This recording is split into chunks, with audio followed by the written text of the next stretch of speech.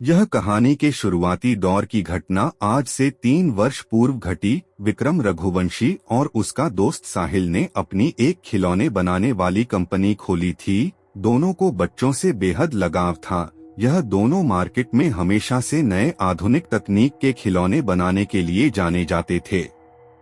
भारत का सबसे पहला रिमोट कंट्रोल हेलीकॉप्टर खिलौना इन्होंने ही इजाद किया था। उस वक्त कंपनी में मीडिया के जमावड़े की तैयारियां चरम पर थी। कारण यह था कि विक्रम और साहिल की कंपनी ने एक अलग खास खिलौने का आविष्कार किया था।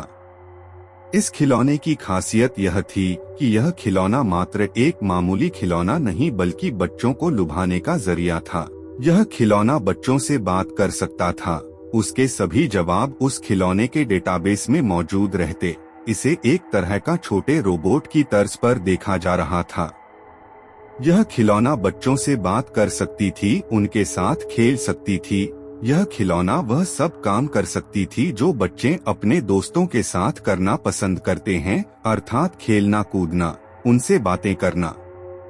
उसी दिवस विक्रम की बातें अमेरिका के एक टॉय कंपनी से बातचीत हो रही थी। विक्रम ने अपनी कंपनी के इस खिलौने के अधिकार को अमेरिका कंपनी को ऑनलाइन बेच दिया।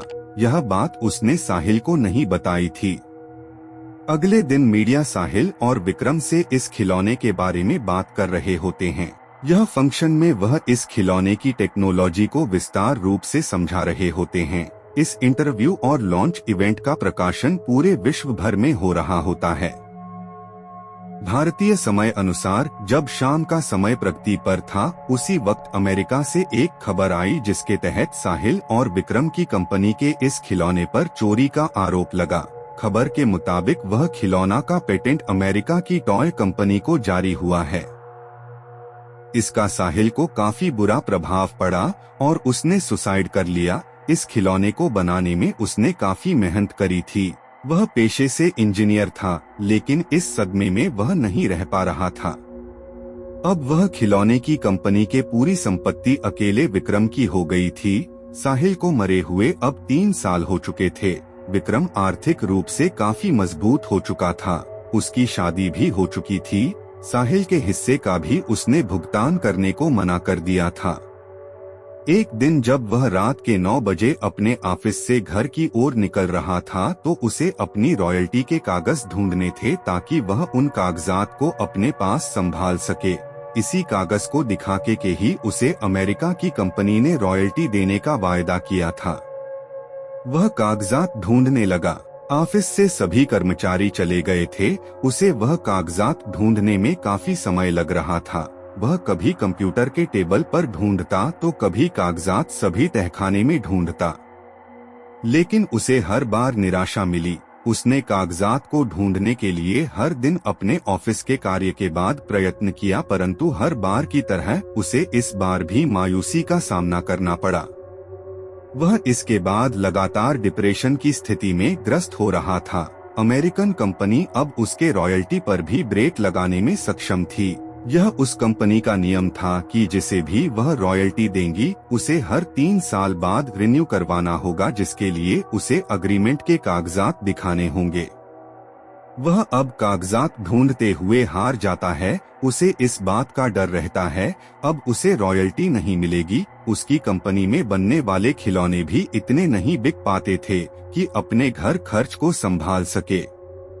उसने सोचा कि अब वह कंप्यूटर में सेव फाइल में से समझकर वैसी डॉल को बनाएगा ताकि उसकी कमाई हो जाए।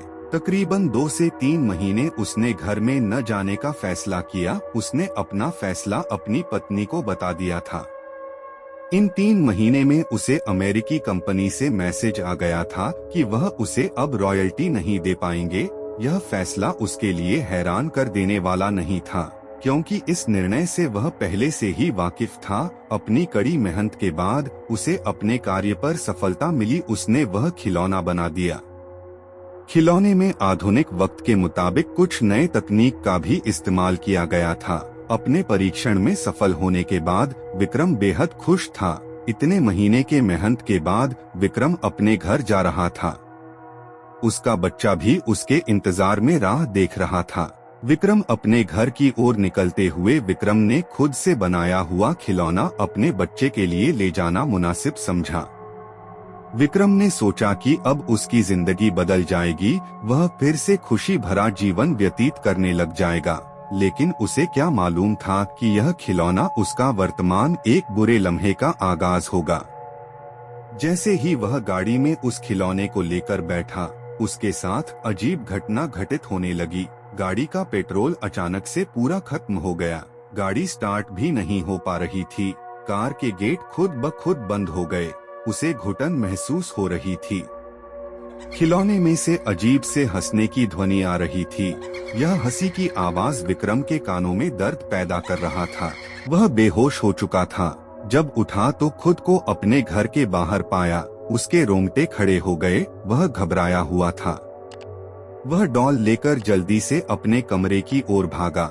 उसे ऐसे देखते हुए विक्रम की पत्नी डर गई थी और बच्चे ने हाथ में डॉल देखी तो वह भी अपने पापा के तरफ नन्हे कदमों से दौड़ा। विक्रम ने वह डॉल झट से अलमीरा में छुपा दिया और उसका ताला लगाकर चाबी अपने पास रख ली। उसने यह सब होने के बाद तुरंत कंपनी के मैनेजर को फोन किया और उस खिलौने को बनाने से रोकने को कहा।